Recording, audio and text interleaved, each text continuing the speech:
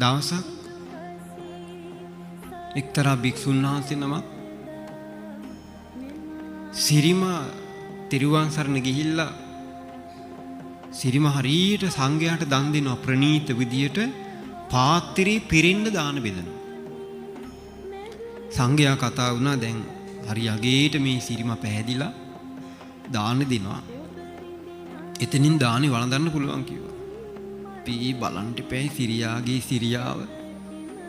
කියලා ඉතින් ස්වාමීන් වහන්සේලාත් පොඩි පොඩි කසුකුසුවක් ගියා. දැන් මේක ඔය ආයුනුසෝ මානසිකාරයෙන් ඉන්න භික්ෂුවගේ කන්ට වැටුණා. සිරිමා මෙහිමයි ලස්සනට ඇඳගෙන හොඳට දාන බෙදනවා නේ හැඩට වැඩට එනවා කියලා එහෙම කතාවක් ඇහුණා. දාන කෙසේ වෙතත් සිරිම බලන්න ඕන කමට ගියා. දැන් විශ්වාසයක් නැහැ දැන් සිරිමා දාන බෙදන්ට කියලා. එන පාටක් නැහැ. වෙලාවට එතන හිටපු සංඝයා ඇහුවා අද මොකද අපේ සිරිමා නැගිනී පේන්න නැත්තේ? ස්වාමීනි හරි අසනීපෙන් ඉන්නේ කිව්වා. නමුත් ඔබ වහන්සේලාට වන්දනා කරන්න දැන් එනවා කිව්වා. එතකොටම දෝලාවෙන් එක් කරගෙන ආවා. එදා පෙනුනේ සිරිමගේ අත් දෙක විතරයි. එතකොට අර දෝලාවෙන් මීට අත් දෙක ඉස්සරහට ඇවිල්ලා සංඝයාට වන්දනා කළා. අර භික්ෂුවිතු අපේ අත් දෙක මෙහිමනම් ශරීරේ කොහොමද කියලා දැන් ඉතින් පාත්‍රය ගත්තා කුටියට ගියා. පාත්‍රය තිබ්බා ඇඳට පැන්නා. දැන් කල්පනා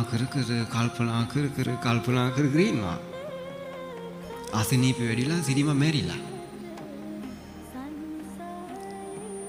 මේ පණිවිඩය ගියා බුදුරජාණන් වහන්සේට. බුදුරජාණන් වහන්සේ කෝ එහෙමනම් රජතුමනි ඔය සිරිම සොහොනට දාලා දවස් දෙකක් තුනක් සොහොනේ තියන්න කිව්වා. සතෙකුට කන්න නොදී හොඳට ආරක්ෂා කරලා තියන්න කිව්වා. හොඳයි කිව්වා මං බලා ගන්නම්කෝ ඒක. සිරිම සොහොනට ගිහින් දැම්මා. දවස් 3ක් ගියා. මලාට පස්සේ මොන ස්ටයිල් දැම්මත් මොන හැඩ වැඩ දැම්මත් මොන මේකප් දැම්මත් අමු සොහොනේ පළවෙනි දවසේ දෙවෙනි දවසේ තුන්වෙනි දවසේ යනකොට මොකද වෙන්නේ? මේ අත් බෙරගෙඩි වගේ ලොකු වෙලා ඇඟපත විදිමිලා ලේ කුණු වෙලා මේ ඇස් වලින් කටෙන් ඊළඟට මුත්‍ර මාර්ග වලින් ගුද මාර්ග වලින් ඕජාව ගලන්න පටන් ගන්නවා. පණුව උතුර ඉන්න පටන් ගන්නවා. එහෙම රූපයක් අපිට තියෙන්නේ.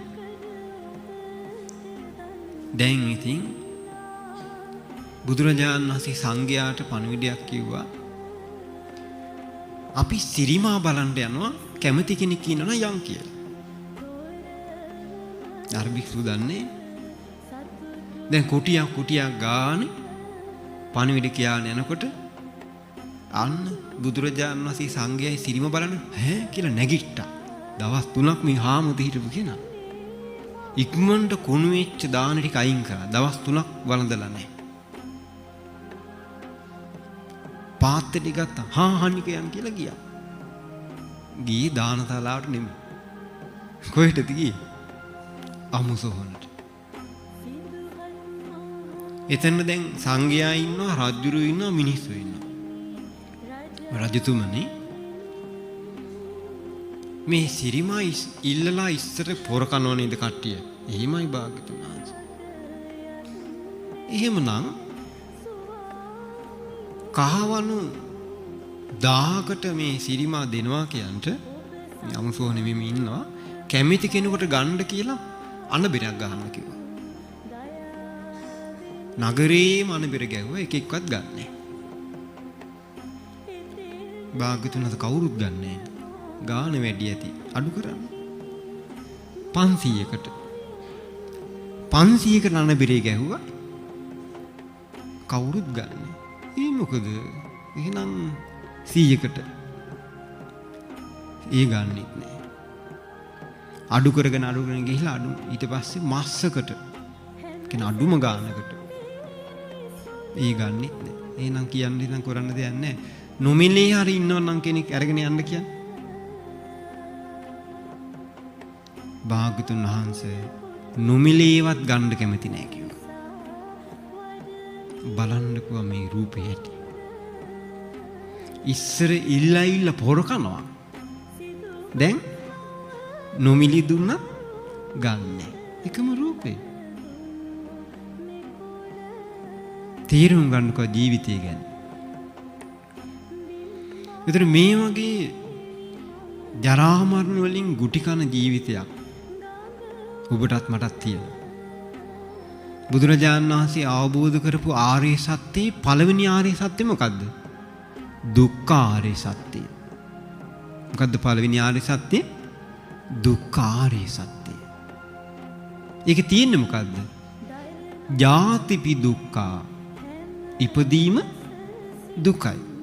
අපිට එහෙම හිතෙනවද? අනේ රෝස මලක් වගේ ඇවිල්ලා. රෝස පාටයි. ඇස් නිල් පාටයි. අර බලන්න දෙවිවරු hina වෙනවද කොහෙද? තනියෙන් hina වෙනවා. දැන් අර රූපේ ගැන වර්ණනා කර එතකොට ඉපදීම වෙන කලකිරනවද? නෑ.